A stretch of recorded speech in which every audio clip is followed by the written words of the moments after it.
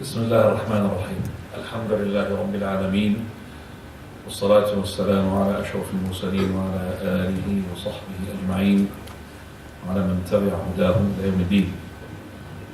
This is part 2 from our Hajj seminar, and last time we talked about the introduction and we talked about conditions and pillars, talked about as well the Tawaf al-Qudum, the arrival, circumambulation, and tonight we continue from the moment, from the where we have left it, and that is we have just finished the Tawaf and we're going to talk about issues related to the Tawaf itself. The Tawaf, which we said before, Tawaf al-Qudum, it has two things that distinguish it from other Tawaf, and that is, Doctor? Tawaf al-Qudum has two things, is Ittiba. Al-Ittiba. Al-Ittiba, and that is, ya Ahmed, what is Al-Ittiba? Ittiba is to uncover your... Cover what? Your left, your right shoulder. Your right shoulder. So that is to uncover your right shoulder. And find what is the second issue that distinguishes Tawaf al-Qudum. Al-Ramal. Not Ramal. Ramal means sand. Al-Ramal. And it is called, what is it called, Ramal? Can I just ask the brothers, please, fill up the gaps and don't leave gaps, please. It's very important. Al-Ramal. What is Al-Ramal? The brisk walk. Don't walk with shoulders thrusting forward. Right. Now, this is something called Al-Multazam. Al-Multazam is between the Rukn, which is the Al-Hajar al-Aswad, and the door. It's not underneath the door, it's in between. Now, this is not related to the Tawaf. You could make it without the Tawaf. Prophet of Allah, he made it before he made the Tawaf al-Wada. No problem. So it's not linked to the Tawaf. It's not like kissing the black stone. Kissing the black stone has to be within while you're making the Tawaf. Or this, you could do it at any time. And al-iltizam is to put your chest, your arms, and your palms, and your cheeks onto the wall. I'll repeat. To put your arms, your palms, your chest, and your cheeks, all of that onto the wall. You could do that, you could make dua, and there is no specific dua. If you can't do that, you could stand without stretching your arms because there is no wall. You stand away from the wall but opposite to that area. So if you can't reach that area because of too much congestion or the police are not allowing you, so you just opposite to it and you stand there facing the Qibla, facing the Kaaba itself, the queue, and making dua. But without, if you touch the wall, then you will stretch your arm and your palms and your cheeks. As for the women, are they allowed? They're allowed if there is no congestion. But if the woman is going to be exposed to fitna and then be touched by men, or she's going to be having her hijab tampered with because of the pushing and the shoving, she should not do it.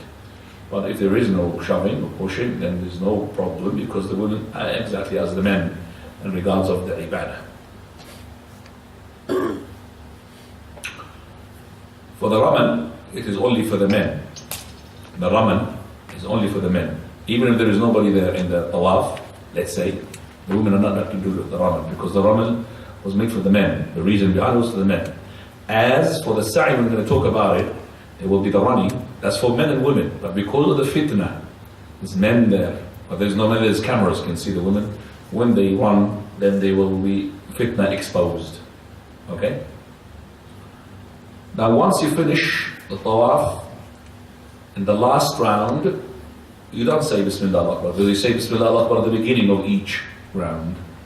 So when you finish the round, you don't say Bismillah Akbar. As soon as you reach the 7th round, you go towards the Maqam Ibrahim. So this is the Maqam Ibrahim, and you recite the following. وَاتَّخِذُوا مِن مَقَامِ إِبْرَاهِيمَ مُصَلًّى. This is the verse, and you say it, and appoint for yourself a place for prayer on the standing place of Ibrahim.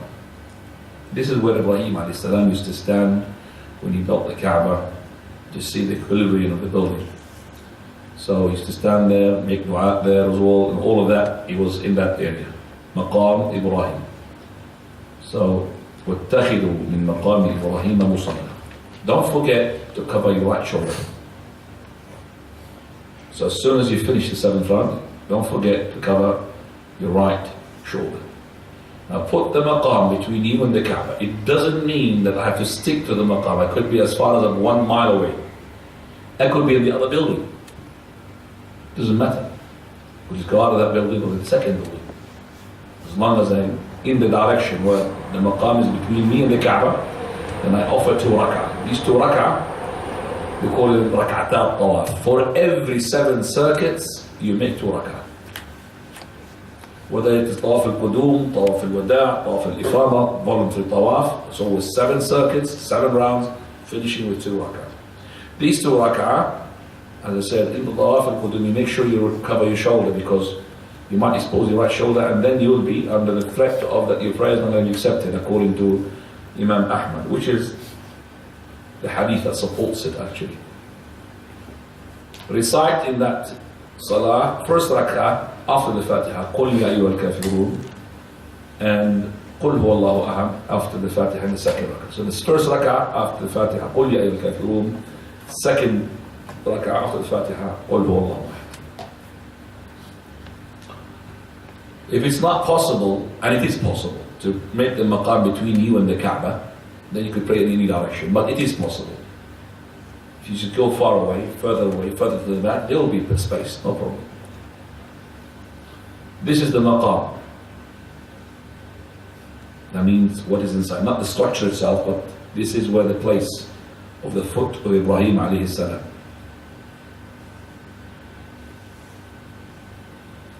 This is Zamzam. And Zamzam is part of your, as well, Umrah. It is not a pillar, but if you're making Umrah, you might as well, or Hajj, make it as the Prophet ﷺ made it. So after you pray your 2 rak'ah, you go to Zamzam. Wherever it is, doesn't matter the direction. Drink from it and pour some of the water on your head. Now you could just say, well, there's Zamzam next to me, there's coolers of Zamzam. Yeah, but we try to make it as close as the Sunnah of the Prophet of Allah. So, Prophet of Allah went to the well of Zamzam. So that is the area where the well is, where you find these walls there. I don't know how they made it these days. I haven't really come for quite some time, so I don't know what they've done there, but this is normally it is against the Zamzam. So you take Zamzam there, you pour some water on your head. Making wudu from Zamzam doesn't carry any sort of reward. No.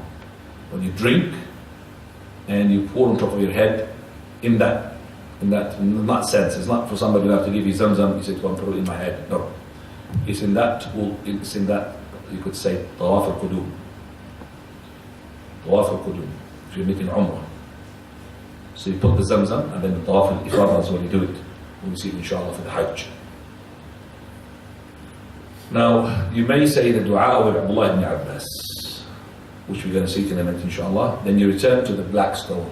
Say takbir and touch it as before. So this is the dua of Abdullah ibn Abbas.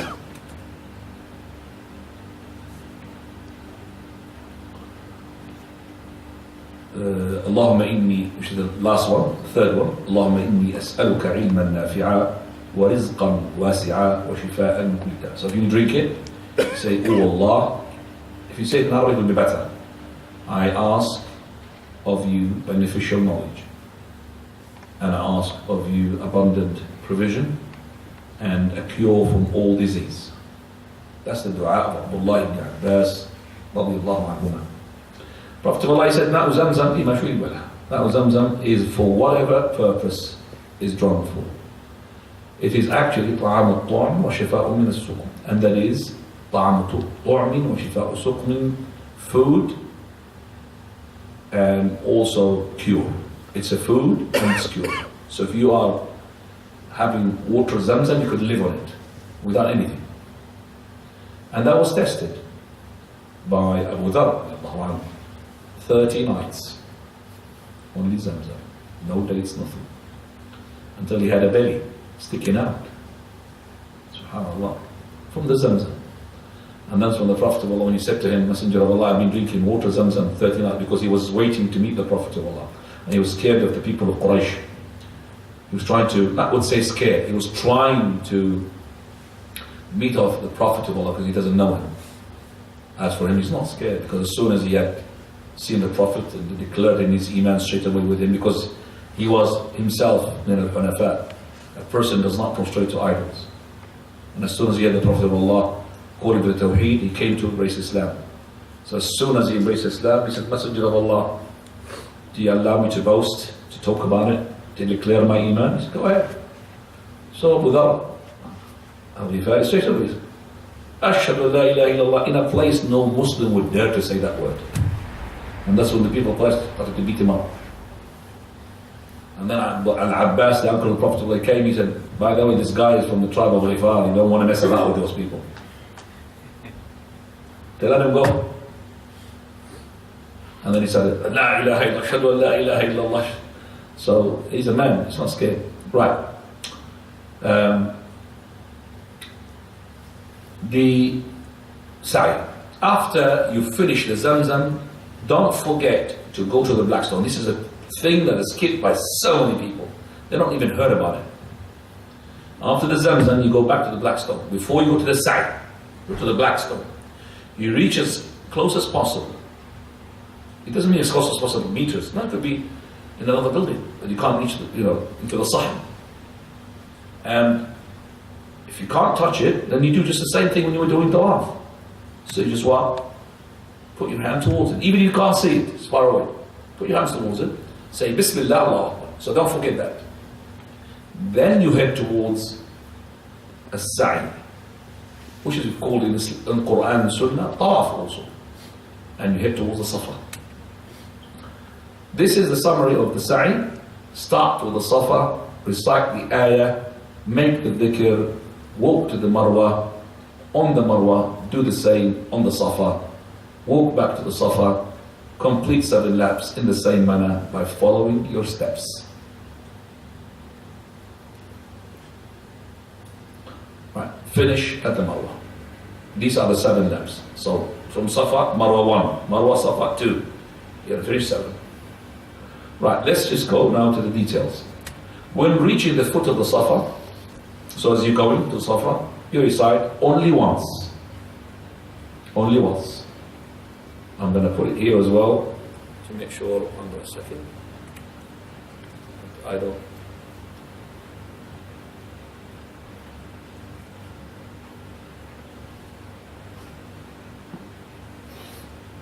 It's not allowing me. Okay.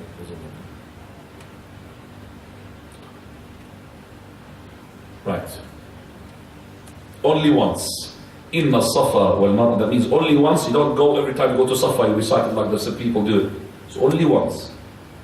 Inna Safa wal Marwa min sha'airillah. فمن حج البيت أو اعتمر فلا جناح عليه أن يطوف بهما ومن تطوع خيرا فإن الله شاكر عليم. Can I have a pen, please? And a piece of paper. I want to write this note so I don't forget to add this.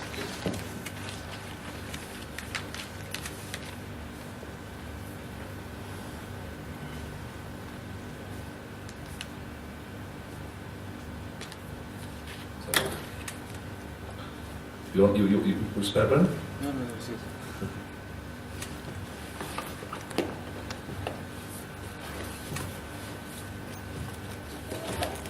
Yes.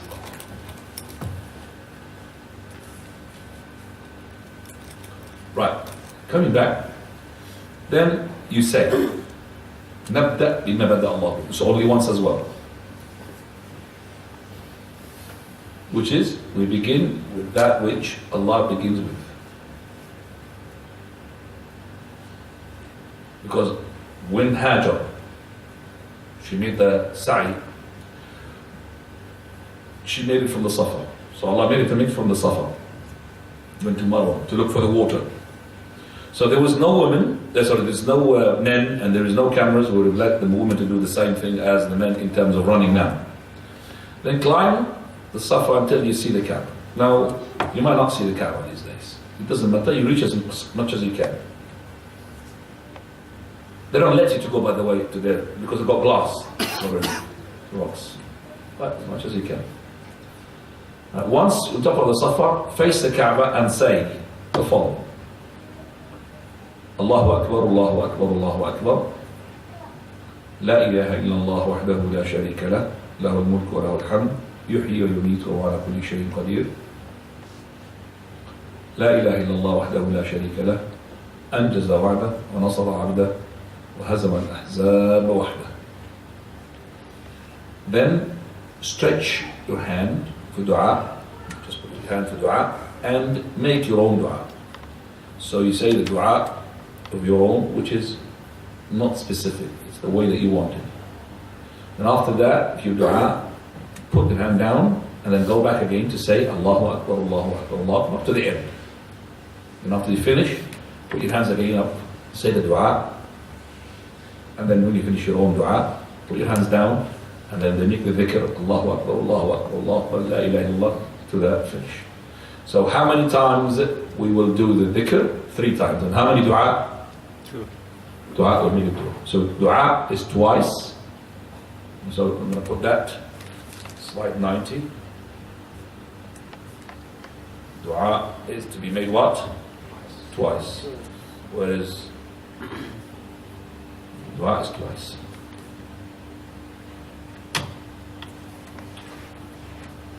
Now, then you descend from the Safa and start walking in the direction of the Marwa. The Safa was there on that side, it's going now this towards the Marwa. And by the way, it's an old picture, the new one, totally separate. Now when we say that follow your steps, usually before that it is in one path. So you could go on one path and come back, now it's impossible. So what you do, you follow your steps in each of these paths. So when you go up, so every time you go up, you follow your steps, whether it is, follow steps, that means whether it's beside the wall or in the middle or on the side, the middle path, so you know where you have been. And when you're going back as well from Safa to Marwa, do the same thing.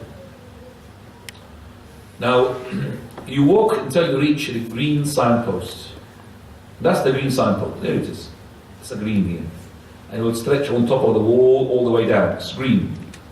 That indicates the beginning of the downhill.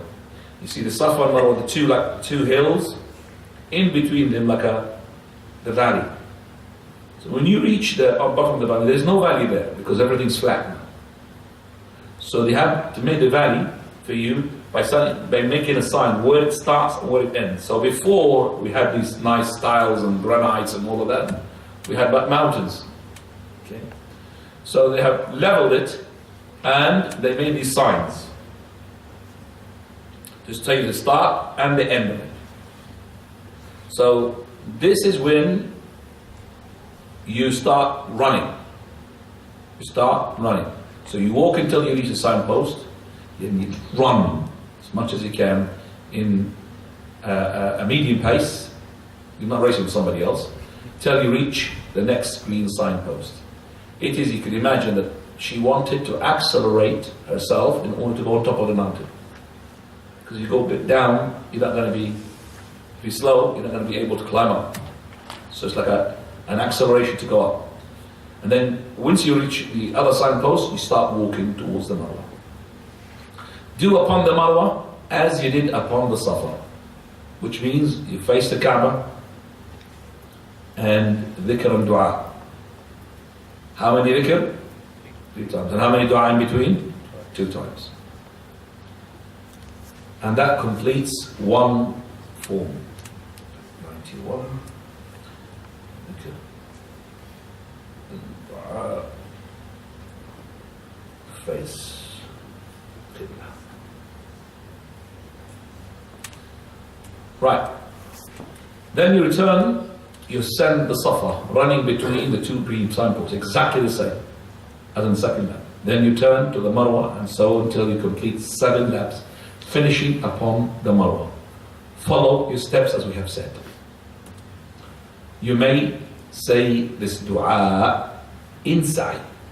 This dua have been said some of the companions, and it's in between the green signboard. We could repeat that dua on all of the sides. There's no specific dua. Just like in the tawaf, there's no specific dua. There's no specific dua between Safa and Marwa. The dua that you could say, and you could repeat that, رَبِّ اغْفِرْ وَارْحَمْ إِنَّكَ أَنْتَ الْأَعْزُ الْأَكْرَمُ. The only specific dua in the tawaf is between Rukn al-Yaman and between the Hajar al-Aswad. Huh? رَبَّنَا آتِنَا إِنِّي حَسَنَةً الْآخِرَةِ حَسَنَةً وَقِنَا عَذَابَ. This is رَبِّ اغْفِرْ وَارْحَمْ إِنَّكَ أَنْتَ الْعَزِيزُ الْأَكْرَمُ. Lord, forgive and have mercy on me. Surely you are the most noble, the most generous. Okay, let me just here say this is where exit from the Marwa. Now before that, I need as well to add here, slide 92.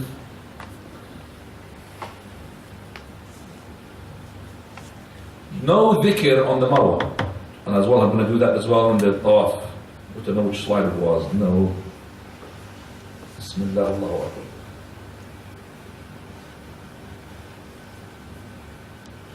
في آخر الطواف.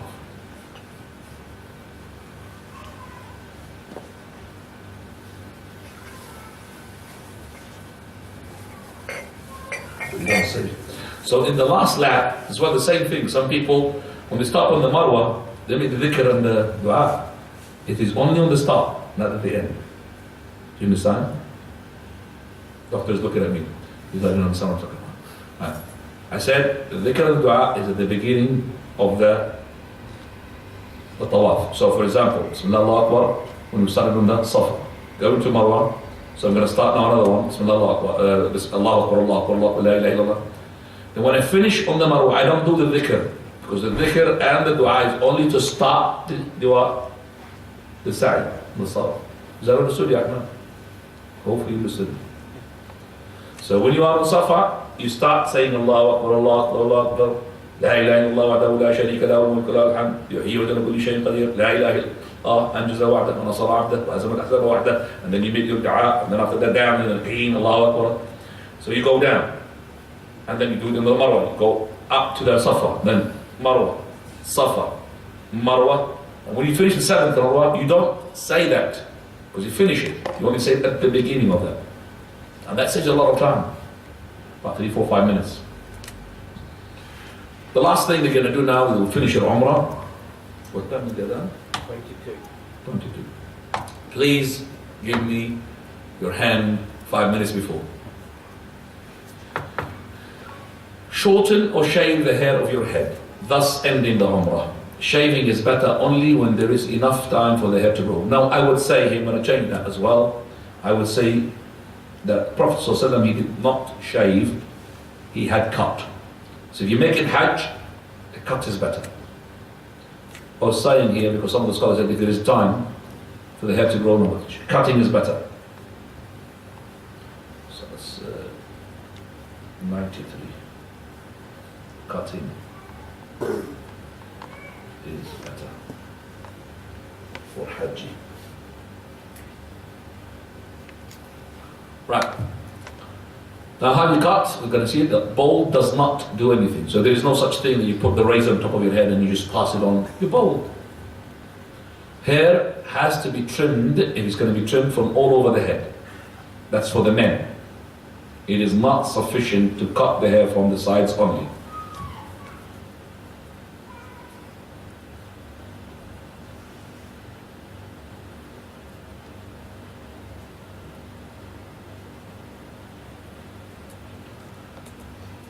The sunnah is to start with the right side of the head. This is all as well for the men.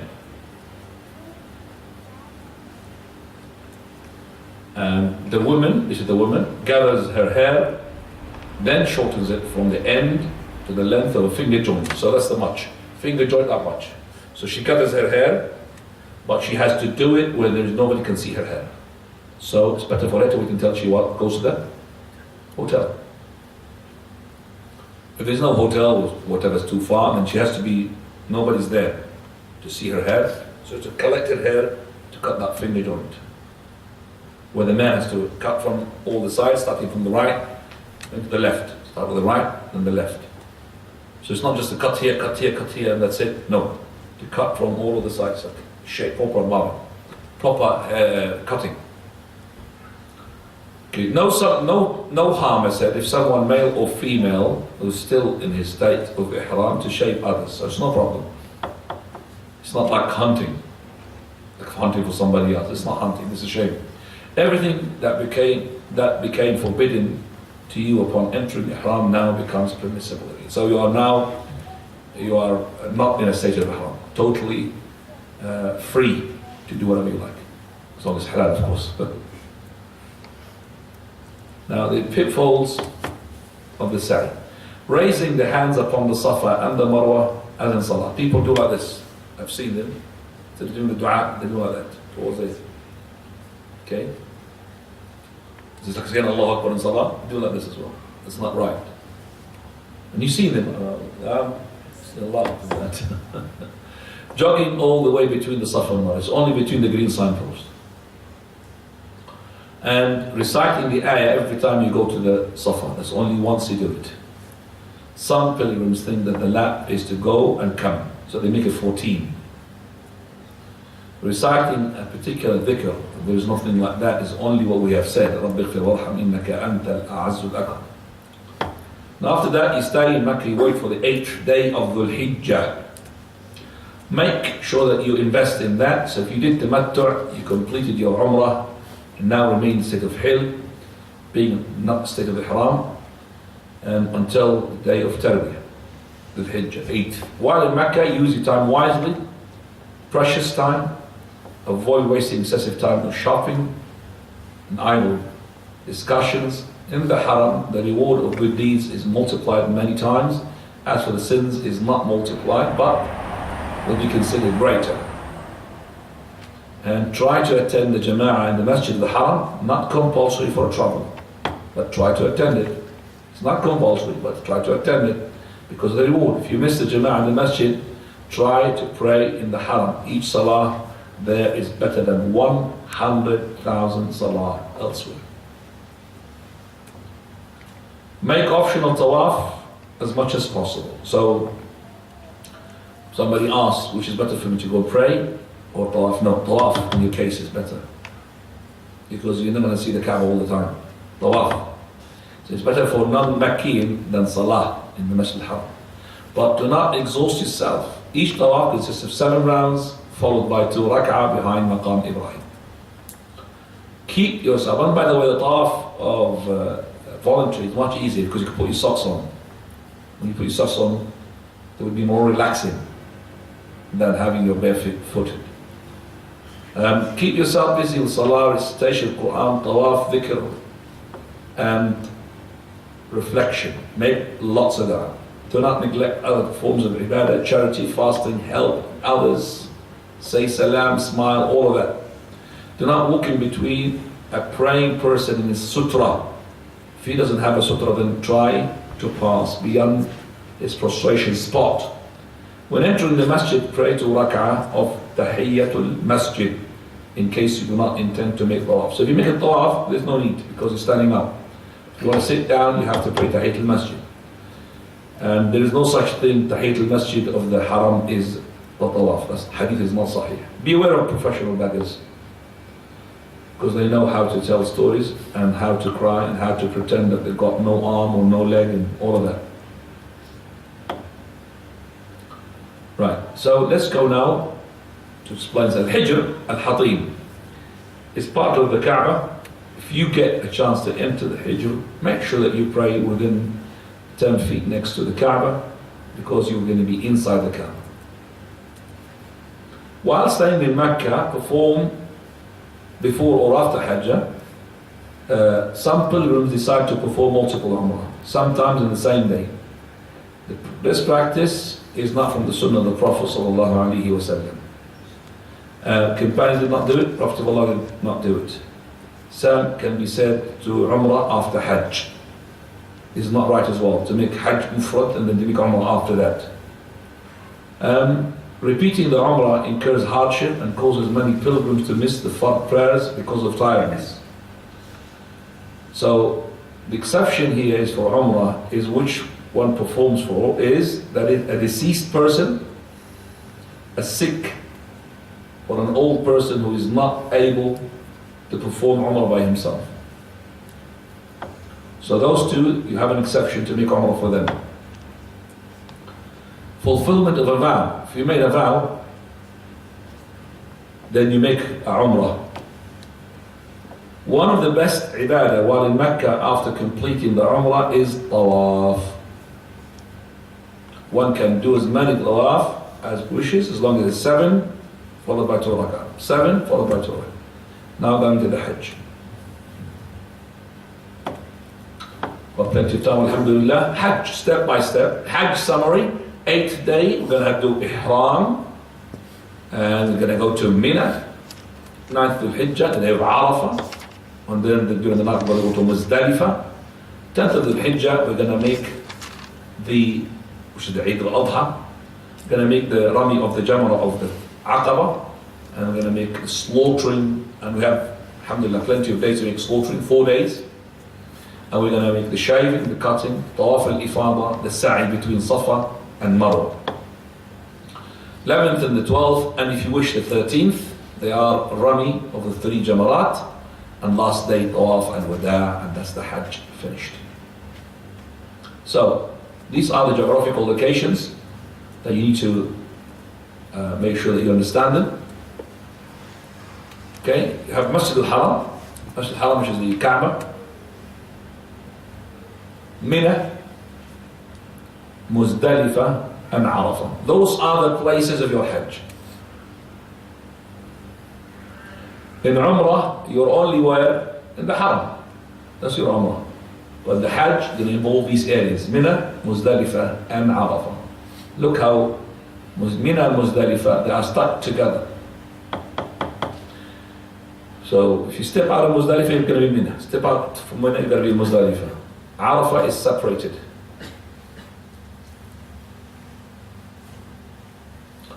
Arafah is a mountain, Mount of Arafah, and in it there is called a mountain of Rahmah, is inside there.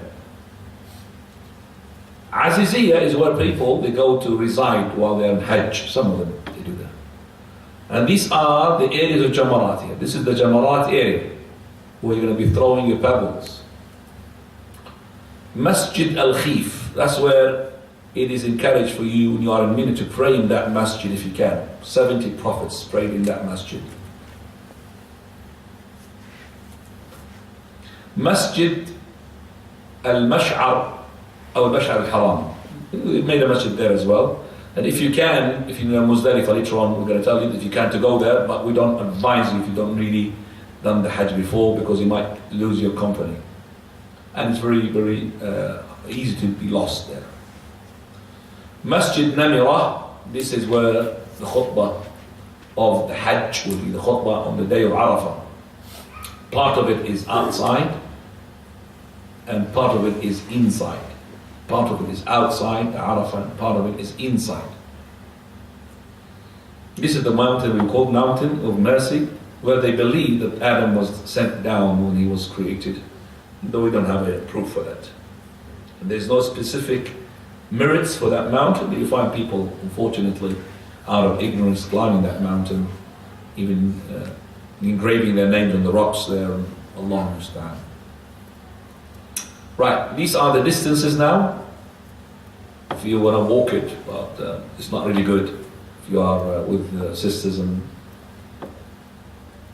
but these are the distances here between those areas. You see them. So if you look from the Haram all the way to the beginning of Arafah, if you add 2.8, which is about 3 miles, plus 2 miles, 5 miles, plus 1.5, that's 6.5 miles, and 4 miles, that's 10 miles, almost 10 miles to Arafah. And it's only 3 miles from the Haram to Mina, where Mina is stuck to Muzdalifah. Right. Now these are the tunnels and the roads, pedestrian tunnels and roads and all of that. And I've just showed you this in a very old picture. There's a tunnel where you come out from. But you'll be finding everything there, inshallah, very easy.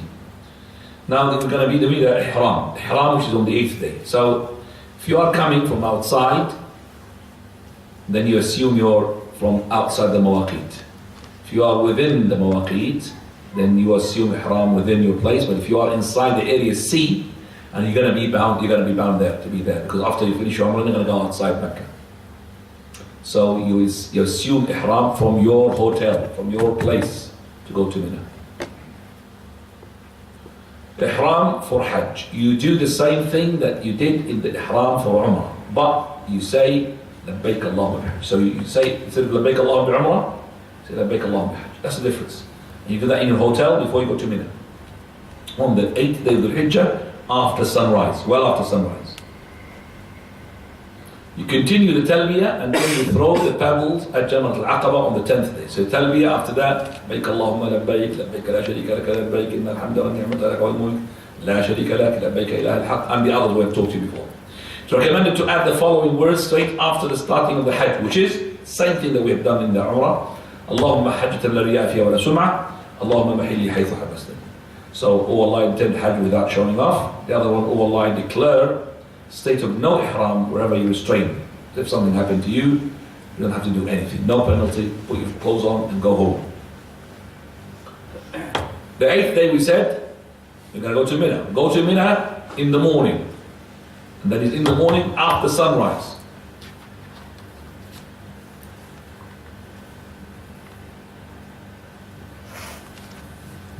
Okay? After sunrise. Pray Dhuhr, Asr, Maghrib, Isha and Fajr in their times with Qasr. So you're making 2 rak'ah Dhuhr, 2 rak'ah Asr, 2 rak'ah Isha, and of course Maghrib is always going to be 3 rak'ah, and 2 rak'ah Fajr, and you're going to do them without combination, because usually it's the case that Musafir can combine between Dhuhr and Asr, and Maghrib and Isha, but you don't combine. Spending the night in Mina is wajib. So you spend the night there. It's very important. So sleeping the night is very important. Use your time to gather your thoughts and prepare for the next day, the day of Arafah.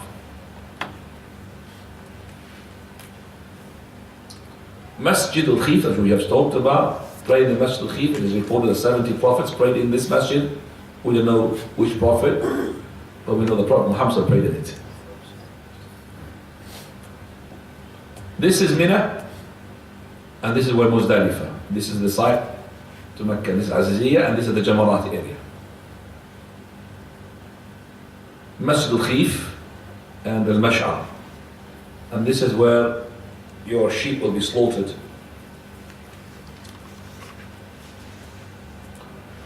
Right. Leaving, now after you pray the Fajr in Mina, you're going to leave on the 9th day, the following day, which is the day of Arafah. After sunrise, on the day of Arafah, you depart for Arafah while making talbiyah or takbir. Talbiyah or takbir. Arrive at Arafah before Zawal. Before Zawal means what? Before Dhuhr. If possible. It doesn't matter if you arrive before after. It doesn't matter if you after Asr. It doesn't matter. Don't worry about it. Prophet ﷺ said there is no day on which Allah frees more of his slaves from the fire than the day of Arafah. He draws near and he praises them before the angels, boast about his slaves, saying, what do they seek? Behold, I have forgiven all of them. So the day of Arafah is the day of releasing people from the hellfire. Pray Dhuhr and Asr at Masjid Namira if you can. 2 rak'ah each combined at the time of the Dhuhr after listening to the Imam's sermon. They were prayed in Jama'ah, of course. Now, it may be difficult to go to Masjid Namira because of the crowd, and it will be. In which case you may pray in your camp with your group. This saves a lot of time. This is Masjid Namira. Namira is not part of Arafah, but part of the masjid is within the limits of Arafah. It's called Masjid Namira because it's in Namira. Namira is not Arafah, but part of it is in Arafah. If you look at this here, so this is the Arafah border, and the masjid was built. The front part of it is in Namira, and the back part of it is in Arafah. That's the front part. That's outside Arafah. So for those who stay there in the front rows, you have to be careful not to spend the whole day there because you'll be outside Arafah. Follow the sunnah of the Prophet ﷺ and join the Dhuhr and Asr prayers regardless of whether you pray in the masjid, in your camp, or any other location in Arafah. You pray in Jama'ah, of course. Dhuhr, 2 rak'ah. You're going to find the Hanafi will not do that. They only combine in Muzdalifah, they don't combine. You find people leaving at Jama'ah. Well, you could sort of talk to them, but they have really adopted that opinion. After Salah, move to your place inside the limits of Arafah, stand facing Qibla, raising your hands, making dua, reciting talbiyah. That's what you should be doing the whole day. So you finish your prayer, why Allah made it combined? To give you more time. To be worried about the dua. You may go to the rocks under the mountains of mercy. Not on top of the mountain, underneath. You make the rocks behind you and you face the Qibla. Make dua. Prophet ﷺ said, the best thing that I and the Prophet have said on the evening of Arafah, that is, لا إله إلا الله وحده لا شريك له له الملك وله الحمد وهو على كل شيء قدير. This is Arafah. This is Masjid Namira, and this is the way to Muzdalifah. Leaving Arafah. After sunset, not before sunset, we leave towards Muzdalifah. Then you'll be waiting with your camp or for your coach in order for you to go. Don't attempt to go on your foot unless you go with somebody who knows, otherwise you're going to get lost. And we know people have missed Muzdalifah because of their nuisance. Be careful. So go with your boss and your coach. And this is Arafah, this is to Muzdalifah. Look at the people going. Make sure that you don't leave until after sunset. Caution. People, sometimes they could be outside Arafah, even they are inside Arafah. Because they made their intention to leave before sunset, and yet they are in Arafah. So be careful. So there's a coach there who's already came to you before sunset, and you jumped into the coach, no problem. But if you made the intention to leave, you already left. So don't make the intention to leave Arafah until after sunset. Even after sunset means moments, seconds. Pitfalls related to Arafah. Fasting the day of Arafah. It's not right to fast the day of Arafah except for those who are not Hujjaj, like us outside, who are not coming to Hajj. Leaving Arafah before sunset. That's even Rukun according to Imam Malik. You have lost it. Lost the whole Hajj. Standing outside the limits of Arafah, this invalidates your Hajj. Ascending the Mount of Mercy, or facing it, this is bid'ah. Wasting time in sleeping or around food. The day of Arafah, the day of dua. Now, Muzdalifah. This is the hardest night. It's not Arafah, it's the night of Muzdalifah. When reaching Muzdalifah, pray Maghrib, then Isha, shortening Qasr. And joining the two prayers, you may do them without even joining. That depends. But most likely you'll join them because, as I said, times are very limited. But if you have, mashallah, luxury Hajj or something, and you arrive very early to Maghrib, you just do the Maghrib and then do it until the Isha time. But if you join them, it's no problem as well. You do not pray anything in between. There's no sunnah. When you combine, there's no sunnah. Remember. But there's witr. Don't forget the witr prayer. And you can pray the witr as soon as you pray the Isha. You don't have to wait for the Isha. Is there any smell of drugs here? Or ganja? I think so. Smell of ganja.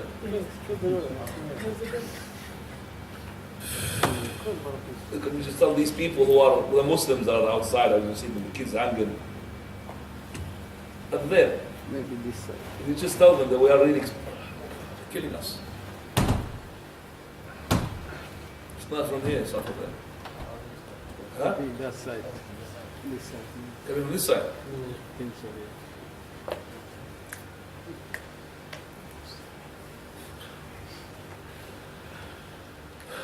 Then you sleep until Fajr.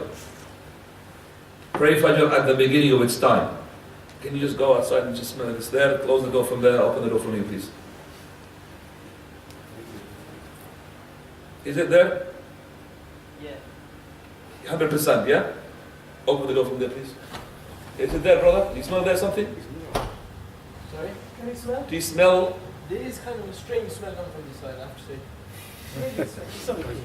We have what? Stereo of smell.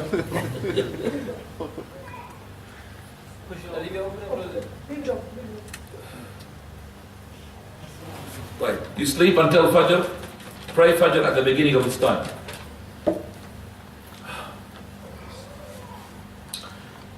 It is permissible for weak. It's really getting very bad. Bismillah.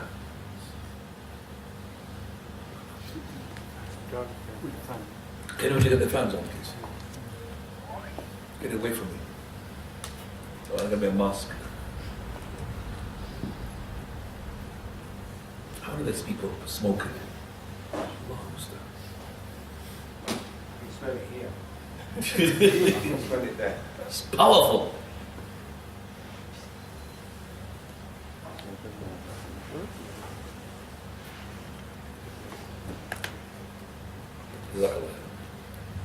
Now, for the women and the weak and the children and those who are with them, it's permissible for them not to pray the Fajr in Muzdalifah. So they could push after midnight. Midnight is between Maghrib and Fajr. You calculate, it's permissible for them to go so that in order they will be in head of the Hujjaj, close to their Jamarat to throw the Jamarat. But I don't advise any women or any children or any old men as well to leave after midnight. That was a long time ago.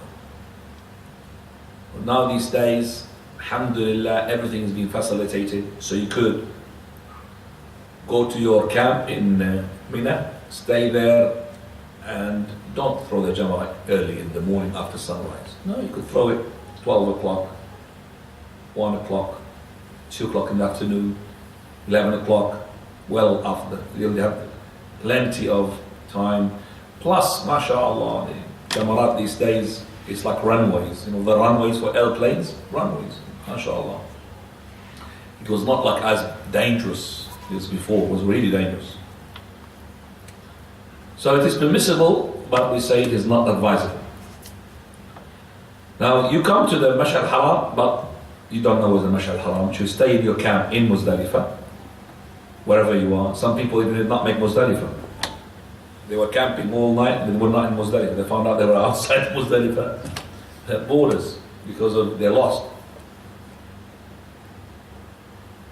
Make dua as much as you can after praying the Fajr, and push from Muzdalifah before sunrise, not after. When you come, so you push before, you will reach, if you are on foot, and you're going to be on foot maybe, you're going to reach your camp because European camps are, there's one advantage and disadvantage. The advantage you get is that your camps at the back of Mina, which is close to Muzdalifah. But in terms of Rami Jamarat, they are really the last ones, so far away from the Jamarat. So the disadvantage is to Jamarat throw, you have to walk a long distance. But when you finish Muzdalifah, it's only that little bit, and then you're going to be into your camp and sleeping there. So when you come to the river of Muhassar, which you'll not be able to know, then you hurry. Why? This is the area where the elephants of Abraha and his army, whole army of Abraha was destroyed. So this is Muzdalifah, and this is Mina. So you're coming now from Arafah to Muzdalifah, and from Muzdalifah to Mina. That's what Al-Muhassar is, in between Mina and Muzdalifah. This is where you run.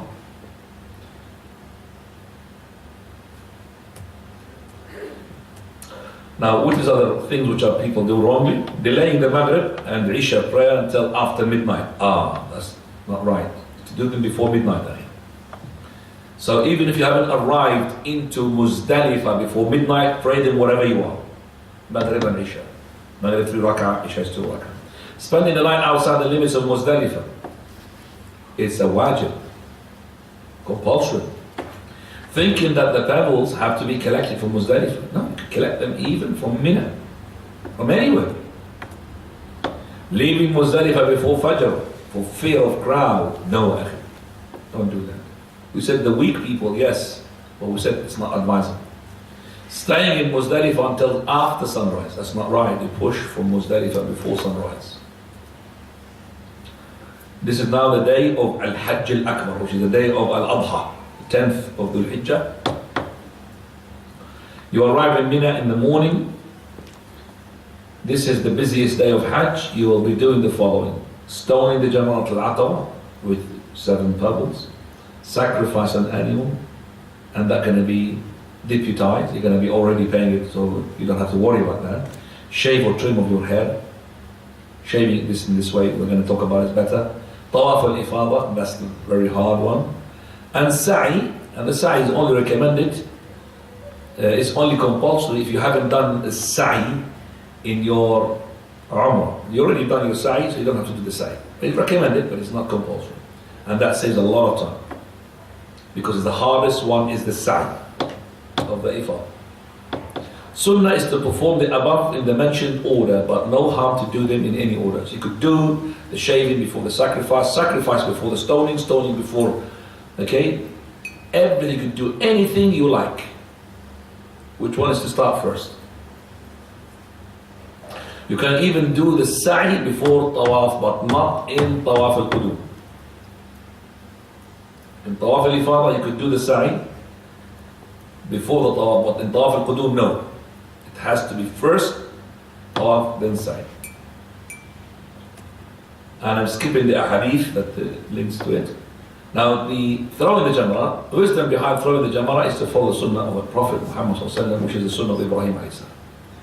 Stone the jamrah al-aqaba only on this day with 7 small stones, slightly bigger than the chickpea. You see them in the picture there. Stand facing the jamrah, making Mecca on your left and Mina on your right. You'll find the wall will not allow you anything apart from that.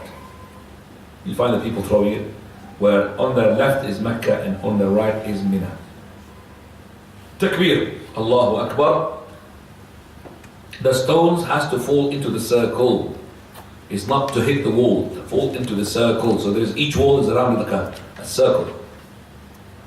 If you don't feel the circle, you have to repeat it. It is not conditioned, nor is it a sunnah, to intentionally hit the middle post. But if you hit it for the sake of that, it will make it easier for you to go on the circle, then no problem, inshallah. You may throw with thrown used stones. So if you throw a stone, bounce back, or somebody threw a stone, it's on the floor, you can pick it up and throw with it, no problem. You cease reciting talbiyah after throwing the last stone. You cannot perform the stoning until after sunrise, and you may delay it after noon, even up to sunset, if you find difficulty in doing it before noon. So you got it after the dhuhr, until dhuhr, that's the good time. After dhuhr, if you find it difficulty, it's difficult, no problem, after dhuhr, until sunset. Now, when you have stoned the jamrah, everything becomes lawful to you except wearing intercourse. Okay, that means you may wear some of your clothes and use your perfume. Okay, which we call it at-tahallul al-asghar, small tahallul, partial freedom. But you need to make tawaf al-ifada before sunset if you want to enjoy that freedom. Because if you have postponed until sunset and you made tawaf al-ifada, you have to do it with your ihram on. You have to take your clothes off and put your ihram on to do tawaf al-ifada after sunset. Now, if you have deputized for the animal to be slaughtered on your behalf, which you have done, then you could skip this. I'm going to skip it as well, because I've deputized mine as well. Khalas, finished. We're going to go to the shaving. Shaving is better than cutting.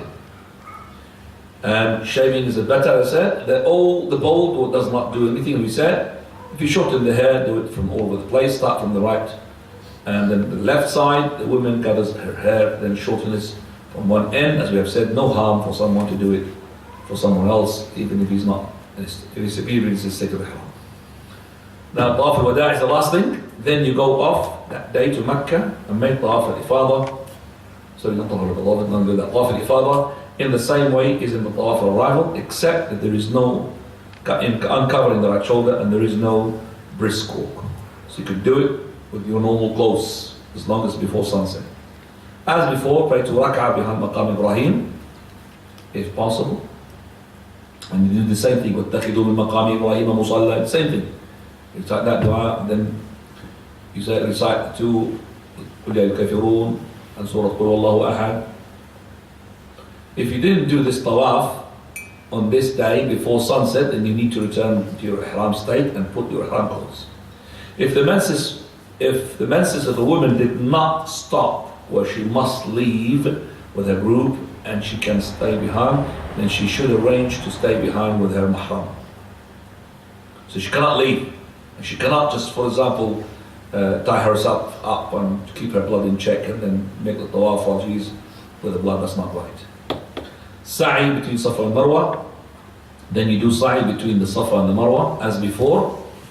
This sa'i is not obligatory but recommended in Hajj Tamattu'. And after the sa'i you are in a state of complete tahallul. All restrictions of ihram are lifted. Drink Zamzam. Return to Mina. In Mina, you stay in Mina for the days of Tashriq. 11th, the 12th, and if you add as well the 13th. 2 days minimum. How many minutes? 5 minutes left? 7 minutes. It's preferable to stay in Mina during these days than going to Mecca. This is the sunnah of the Prophet ﷺ. Most scholars consider staying in Mina as compulsory. You may go at night to Mecca to make tawaf and return to Mina if you wish. It is reported the Prophet had done it. Stone the 3 jamarat. It's not like the first day of Eid. You threw so one, you threw the small and the middle and the one that you've stoned the day before. So each one was 7 pebbles. So basically 21 pebbles. Now the first jamra that you throw it from any direction. And then you walk towards the Qibla forward. And then you stop and you make dua, raising up your hands. After the second jamra, you go to the second jamra, you throw the 7 pebbles, you walk to the left. You face Qibla, make dua for a long time. Then you do the third jamra, the last one, you throw the 7, and you don't stop and make dua, you just leave. Go back to your camp and do the same thing on the following day.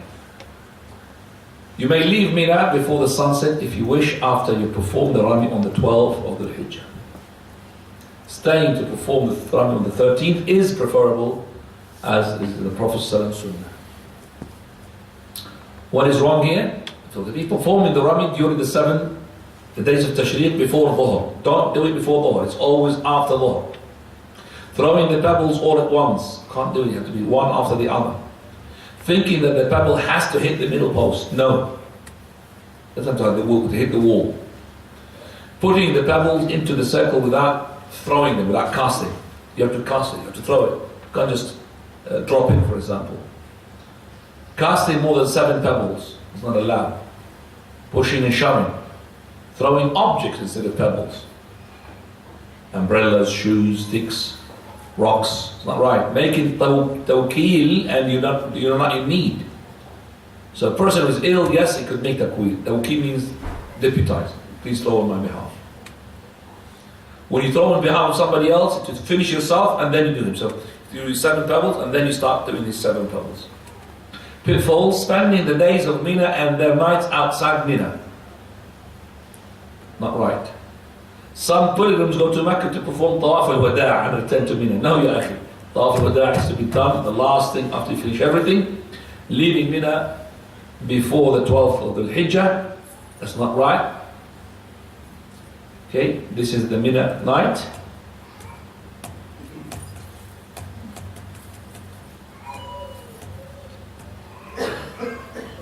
This picture really captures my subhanallah. 1953, Coca-Cola was there. Is it that red one? Coca-Cola. Right. These are the signs to show you that Mina ends here. Big, massive signs. But the last day, none of you should depart until he makes the act of tawaf around the house, which is called tawaf al-wada', farewell.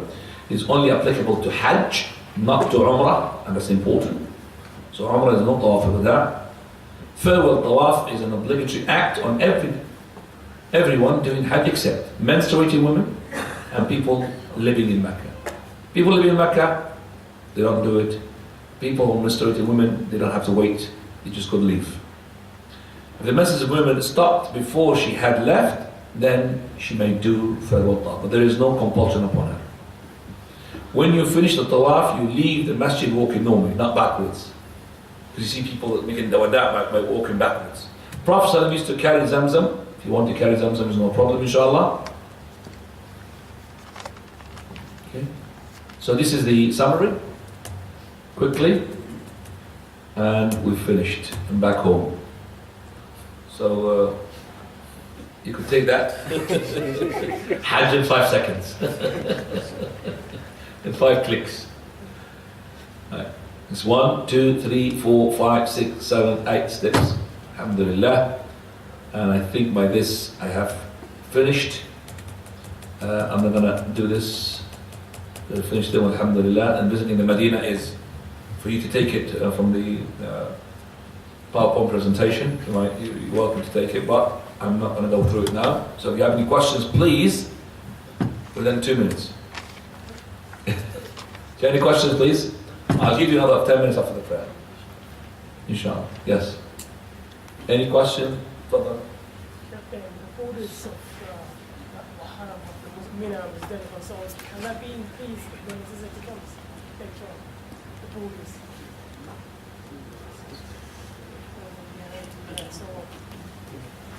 If the borders are not enough for the congestion, the next neighbor land will become from the borders. Just like the masjid. If we are praying in this masjid, people we're praying where? Next to the shop. That's part of the masjid. Becomes part of the masjid. Now. تفضل عفان. Sisters, may you ask your question. Now. Safa and Marwa, what's the length of your dua?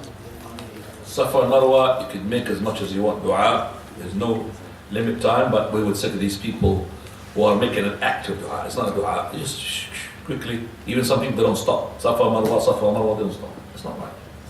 By this we say, Subhanakallah bihamdik, ashhadu an la ilaha illa anta, astaghfiruka wa atubu ilayk. Brother asked me that if the authorities had stopped me from throwing the Jamarat on the 11th and the 12th day until sunset. That means I'm supposed to throw him after Dhuhr and before sunset.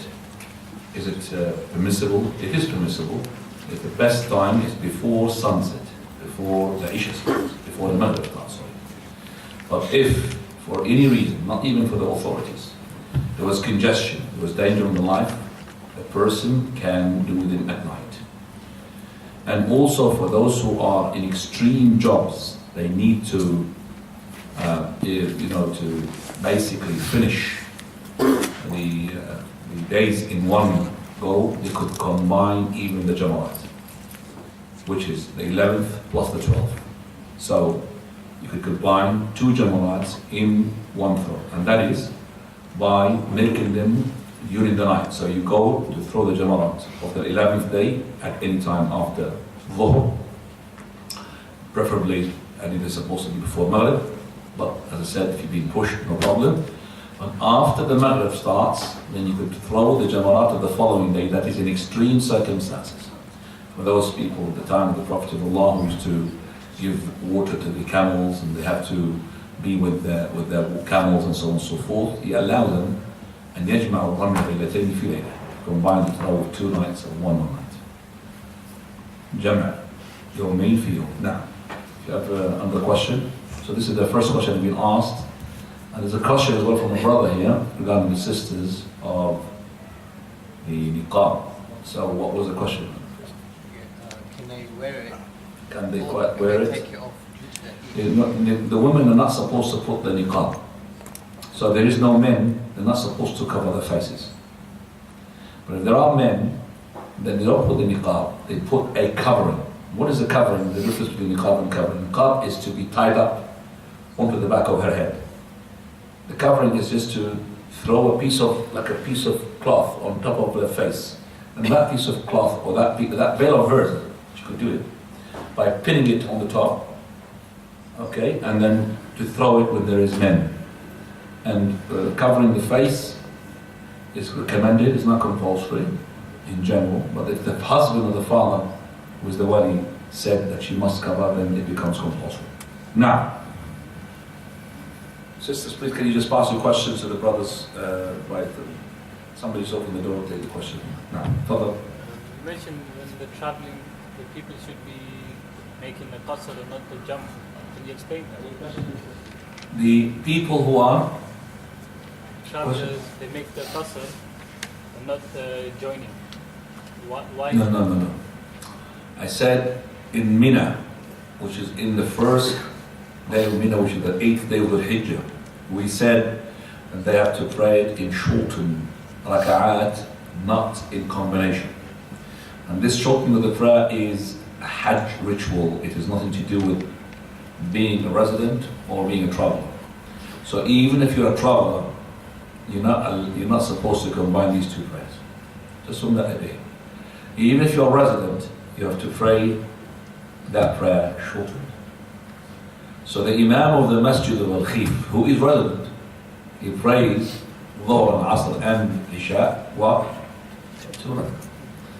Because before he used to pray them 4 rak'ah. But alhamdulillah, the dispute has been settled among the scholars that he has to pray 2 rak'ah. Because I remember they used to pray them 4 rak'ah. But now they pray them 2 rak'ah. And they lead them to it. Have you prayed them to Al-Khif? No. Very good to go there. Very good. It's not really far. It's next to the Jamarat. So when you throw the Jamarat, make sure you pass on to the Khif and see it. Khif, close word from Khawf, which is what? Fear. And really, the masjid is really big. Massive, mashallah. And it gives you fear. SubhanAllah. Been there, yeah. Big, massive, lot of people. Huh? You used to have a spot. So if you walk, you're walking between the people. You're like walking by between the people. Find a spot, hold on to it. Don't let go. Now, by the way, in that masjid, if you stay, there is lectures as well in the night, which is really good. Now, In the Sa'i at Safa and Marwa, how close you have to get to that, to the end? Because there's quite a lot. doesn't matter, even if you haven't really got to the bit of top, just at the bottom, no problem. You go as far as you can, but if you couldn't, because lots of people, just there. Because the people have to be pushing you. Some of them they have. Have you seen that guy with the madman who had broken the glass and he wanted to go to the mountains? The rocks, you've seen them, yeah? He was a madman. He broke the window in front of everybody. You've seen him, actually? No. Allah musta'an. I keep these videos, the people send them to me as a reality, and we'll share it with you, inshallah.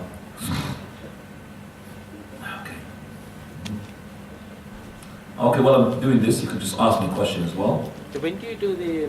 Put your finger up so I could ask you. sorry. When do you do the final tawaf? On the Eid day or the day that you leave? The day you leave, you do the tawaf al-wada. It doesn't matter which day. It doesn't have to be the 13th or the 14th. You could just do it on the last day.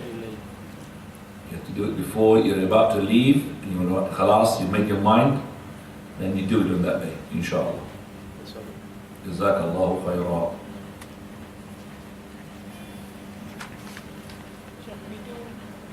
Now, if you do Hajj Tamattu, you've done your Umrah, while you're waiting 8th you're doing Hajj Tamattu and doing Umrah. Yeah, you finish your Umrah and you're wearing your clothes normally. Can you go to Jeddah? You could go to Jeddah, whatever you like. This is the scholars now, they said, can he goes outside the Mawaqit, or the five stations, you don't have a proof to say he can't go. If he needs to go, he can go. He doesn't have to perform Umrah again. You need to do Tawaf al-Wada before you go? You're talking about between Umrah and Hajj now? Yeah. Or after Hajj? So you leave in Mecca. No. After Umrah there's no Tawaf al-Dakhil. It's only after Hajj.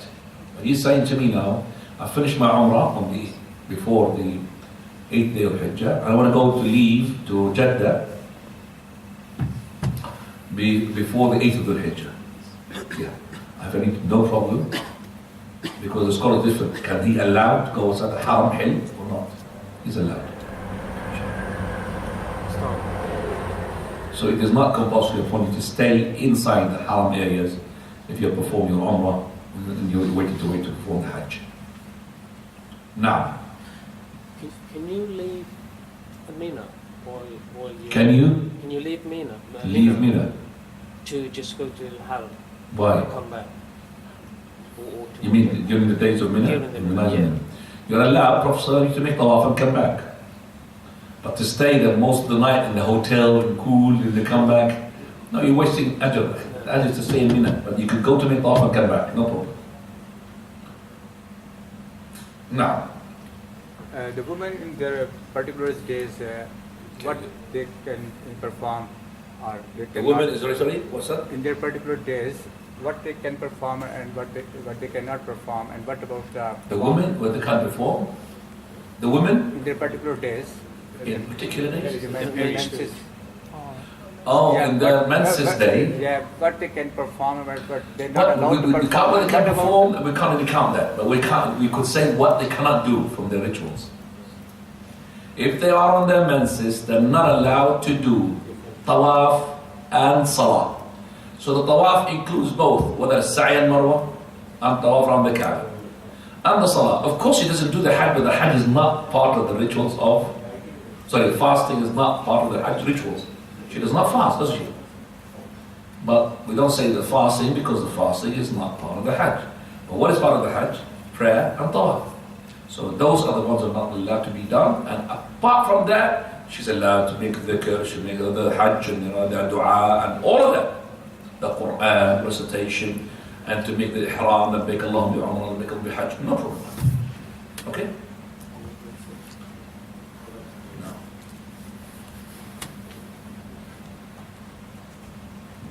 Yes, brother. Read. That's what brother. Can you read 2 rakah sunnah of Fajr? Can you read? 2 rakah sunnah of Fajr salah. Can you read 2 sunnah fajr? Okay. 2 sunnah fajr where? While you're in Mina. The sunnah of the fajr is to be prayed every time you pray the fajr. Even if you are ill, sunnah of the fajr never been left by the Prophet sallallahu alaihi wasallam. Okay? And this is what I meant by this. So, I don't know why it's a really small picture. We can see him here. Okay, here recorded. That guy. Look. Did you see the rocks here? Look. Coming with a chair. And he broke the glass. Look. They say it's bid'ah. Look. He's praising. Allahu Akbar, he's saying. Allahu Akbar. I don't know if he's living or that. I'm looking at the Sheikh. Look where he's going. He's going to go to the rocks now. Look. He's entered inside. And he's going to the rocks. The soldier will come now. He's on top of the hill now. He always goes on top of the hill. Did he break it though? Yeah, he did. Yeah, look. He went inside. The soldier will come, of course, and take him. He's finished. Huh? The glass now is very thick. It's very difficult. You can't really. It's very thick. The glass now. Yeah, no. Before it was not thick. Yeah, exactly. Now you have to have a hammer. Even a sledgehammer will not. Exactly. Before so after that they said no, khalas, no glass, no. That's unbreakable. Now. If you do it tawaf, before you do the tawaf, you're doing it and tawaf or doing. Before you do you say Bismillah Allahu Akbar and you uncover your shoulder, or you do? No, uncover the shoulder first, then go to that closest to the black stone. Bismillah Allahu Akbar, and then so uncover first and then the dhikr Bismillah. Now, further. You know the Safa or Marwa in the Hajj time. It's recommend you can't do it. In Hajj, if the person did tamattu or qiran, and he had made his, what we call it, the sa'i or the tawaf between Safa and Marwa, it is not compulsory upon him to do it again. It's recommended, and this is the same of Shaykh Islam Taymiyyah, Shaykh Al-Albani rahmatullah alayhi, and other scholars. So now, okay, if you don't do it and you want to do fully tahallul, so No, you don't have to. You don't have to do it. Tahallul has nothing to do with the sa'i. It's not commanded. So you make tahallul. First tahallul is after the throw of the jamrah. Second tahallul after you finish your tawaf al-ifada and your shaving and all of that. The second tahallul is finished. Now, by the way, this is something which is strange to some people, not to do the sa'i. Yeah, I've never heard Yeah. this first time. And this helps a lot because it's very difficult to do the sa'i of the ifada. Very difficult sa'i al-ifada. Sa'i al-ifada, because remember there's no sa'i wada'. So this last sa'i you're going to do sa'i al-ifada. And it's congested so much. When I made my sa'i, it was not this big mashallah, they made it double sizes. double size. Before I made it when it was half size. I remember I was making sa'i and I was stuck between two people like that. One in front of me and my back, and they were pushing me. I'm not really having space. So I've been pushed by them, stop by them, pushed by them, stop by them. That's how congested it was. So imagine the sisters were going to happen to them. Now. تفضل. Okay. سبحانك اللهم وبحمدك أشهد أن لا إله إلا أنت أستغفرك وأتوب إليك.